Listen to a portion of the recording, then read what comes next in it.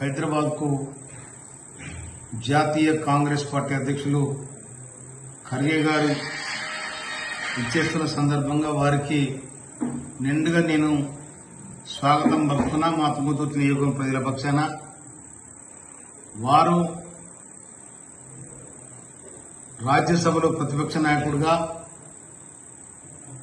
ఈ దేశంలో 140 సంవత్సరాల చరిత్ర కలిగిన కాంగ్రెస్ పార్టీకి అధ్యక్షుడు కావడం దళితుడు నేను చాలా గర్వపడతా ఉన్నా.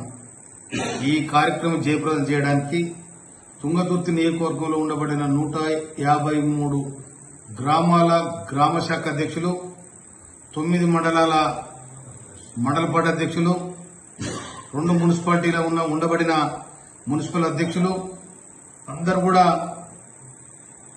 తప్పకుండా ఖర్గే గారికి స్వాగతం పలుకుతూ ఆ సభలో పార్టిసిపేట్ చేసి ఆ సభలో పాల్గొని దాన్ని జయప్రదం చేయాలని చెప్పి నేను మీ అందరికి కూడా విజ్ఞప్తి చేస్తా ఉన్నాను.